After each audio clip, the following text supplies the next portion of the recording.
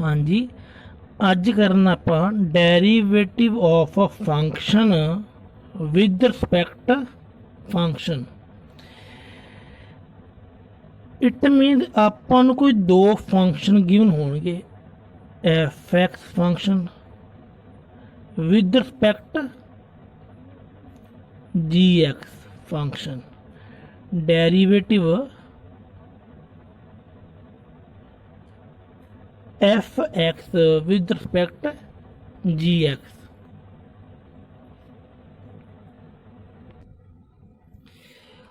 हाँ जी, अपने को दो फंक्शन होंगे F X and G X. Mean F X का डेरिवेटिव करना विद रिस्पैक्ट जी एक्स। इस सम विच आपां की करांगे, जिहड़ा फंक्शन एफ एक्स है इनू लैट करांगे आपां वाई एंड जी एक्स नू लैट करांगे you function, you variable. Mean आपां इन्हां दोनों फंक्शनां नू एक वेरीएबल दे विच लैट कर लांगे, वेरीएबल दे विच लैट कर लांगे। सो जो आपां कल गल कीती सी कि पैरामैट्रिक इक्वेशन, कि ਉਹਦੇ ਵਿੱਚ ਆਪਣਾ ਕੀ ਸੀ ਕਿ ਦੋਨੇ ਵੇਰੀਏਬਲ ਇੱਕ ਤੀਜੇ ਵੇਰੀਏਬਲ ਦੀ ਫਾਰਮ ਵਿੱਚ ਰੀਪ੍ਰਜੈਂਟ ਕੀਤੇ ਜਾਂਦੇ ਸੀ।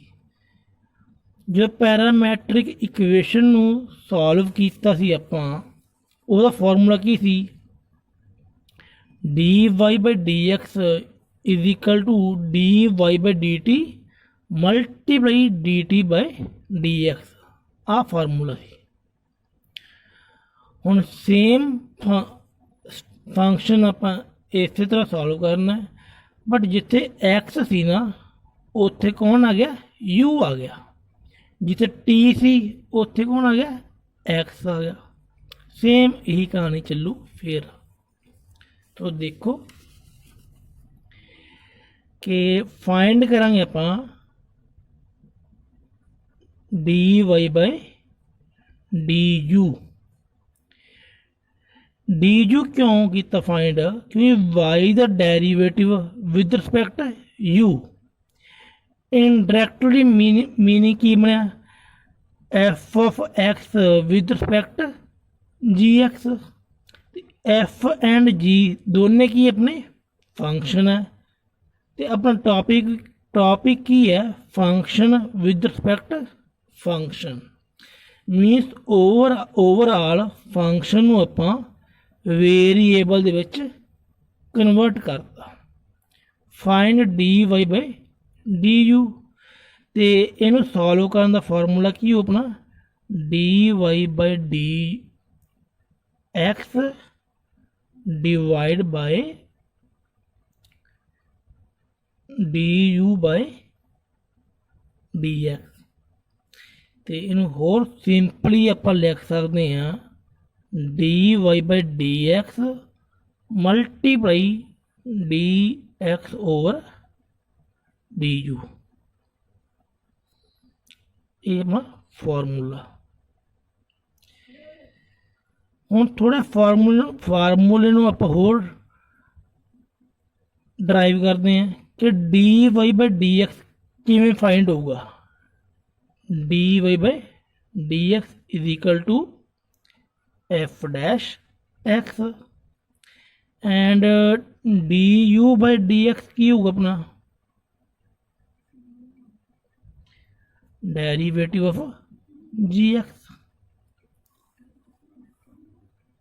ओके, ये सी अपना फार्मूला।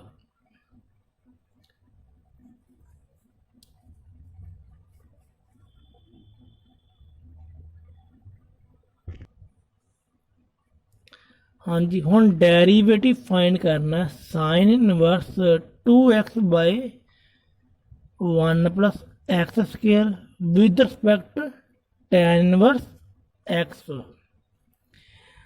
हुण मीनस जो टॉपिक आप पहला किया सी, हुण sine inverse and tan inverse ये दोनों अपने की है फंक्शन मीनस इस फंक्शन ਨੂੰ ਆਪਾਂ ਮੰਨਾਂਗੇ fx इस फंक्शन ਨੂੰ ਮੰਨਾਂਗੇ ਆਪਾਂ gx ਮੰਨਾਂਗੇ ਨਹੀਂ ਲੈਟ नहीं करांगे ये गिवन है आ फंक्शन की अपना fx तो ये फंक्शन की है gx ਹੁਣ एफ एक्स फंक्शन लैट करांगे आप Y means let Y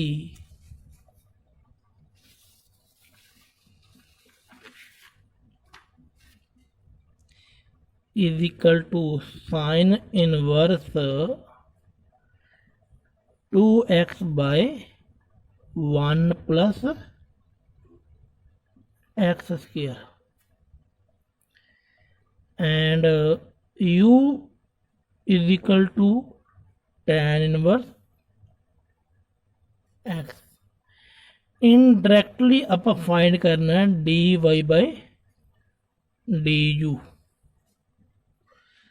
dy by du find करने का फॉर्मूला की से अपना dy by dx multiply dx by du but D Y by D X find करने तो पहला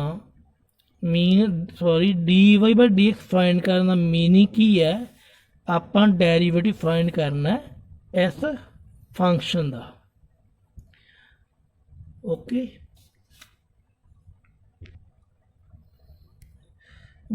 Y is equal to sine inverse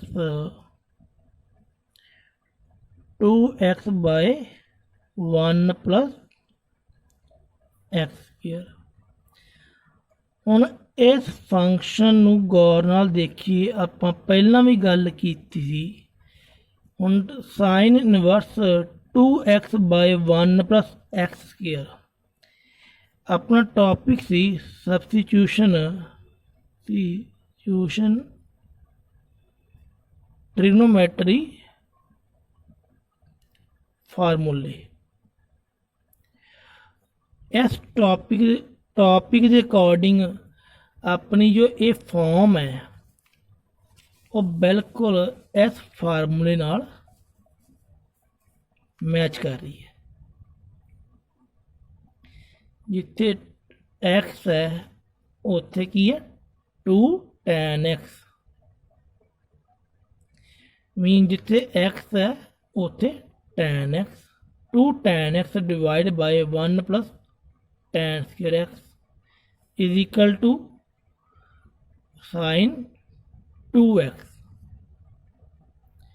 it मीनस आप इस फंक्शन ਨੂੰ सॉल्व करने ਲਈ x ਨੂੰ पुट करांगे tan theta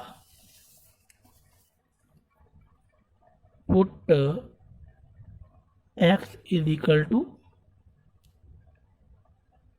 tan theta then y is equal to sin inverse 2 into tan theta divide by 1 plus tan square theta sin ਹੁਣ ਇਹ ਫॉर्म अपनी कन्वर्ट हो जू sin 2 थीटा साइन इनवर्स ना साइन कैंसल ओवरऑल बचे अपने को 2 theta mean y is equal to 2 theta हुण इहदे इस स्टैप विचों आपां थीटा दी वैल्यू सॉल्व करांगे mean theta is equal to tan inverse x means y is equal to 2 into tan inverse x now dy by dx is equal to 2 into 1 by 1 plus x square means 2 by 1 plus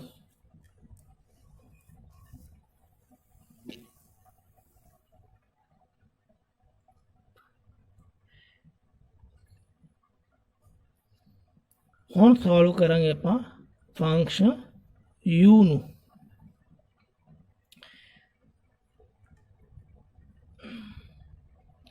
u is equal to tan inverse x, then du by dx 1 by 1 plus x square।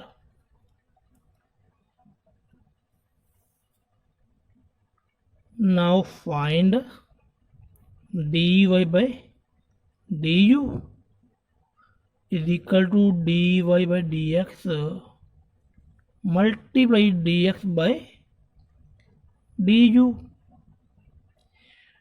dy by dx is equal to 2 by 1 plus x square multiply dx over du means s derivative the reciprocal 1 plus x squared by 1, it is cancelled, answer is equal to 2।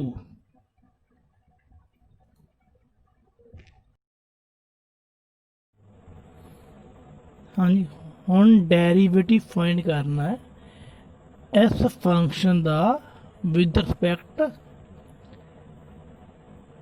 ਇਸ function. ਹੁਣ ਆਪਾਂ ਇਸ function ਨੂੰ let ਕਰਾਂਗੇ y and ਇਸ function ਨੂੰ let ਕਰਾਂਗੇ u, then find ਕਰਾਂਗੇ dy by du। So first find करेंगे अपन let y is equal to tan inverse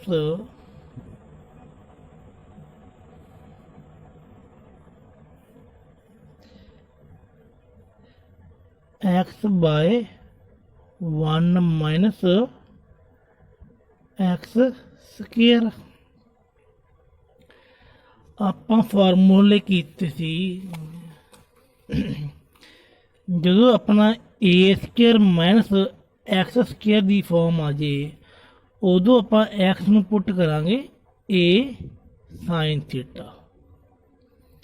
ਹੁਣ ਆਪਾਂ ਇਸ ਫਾਰਮ ਦੇ ਅਕੋਰਡਿੰਗ ਇਸ ਫਾਰਮ ਦੇ ਅਕੋਰਡਿੰਗ a ਕਿੰਨਾ 1 ਹੈ, then x ਨੂੰ ਪੁੱਟ ਕਰਾਂਗੇ ਆਪਾਂ sin theta। put x is equal to sin theta, then y is equal to tan inverse sin theta divided by 1 minus sin square theta, then tan inverse angle of sin theta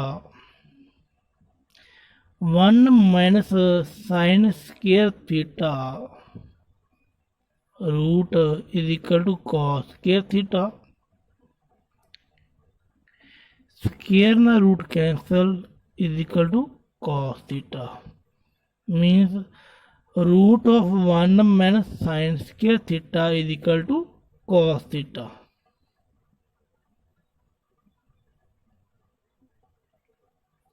then sin by cos tan theta,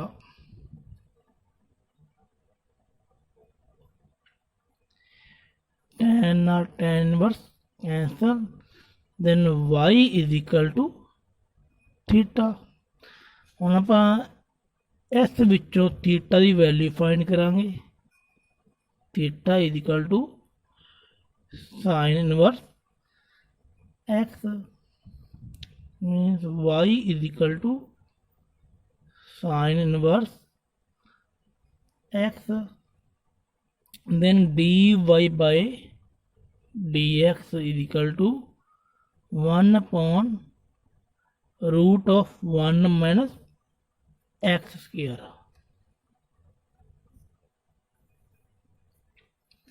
Then now u is equal to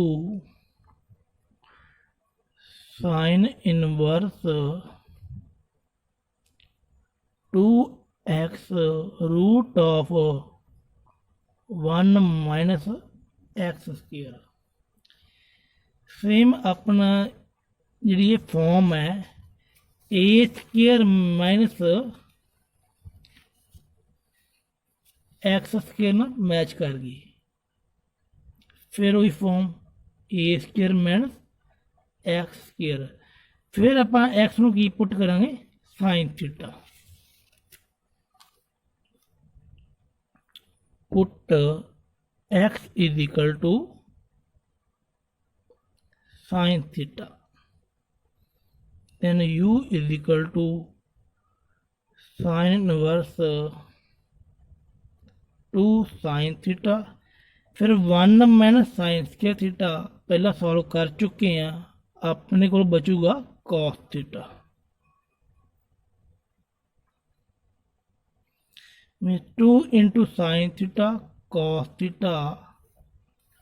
तो formula से अपने को पहला भी 2 sine theta cos theta is equal to sine 2 theta. तो पुराने फार्मूले आप यूज कर रहे हैं, साइन 2 थीटा, साइन इनवर्स में साइन कैंसल, u इज इक्वल टू 2 थीटा, फिर आप सेम एस स्टैप वांगू थीटा की वैल्यू साइन इनवर्स पुट करांगे 2 into sine inverse X, then D U by D X is equal to 2 by 1 minus X square. Find करना है D Y by D U, then D Y by D X multiply D X by D U, D Y by D X is equal to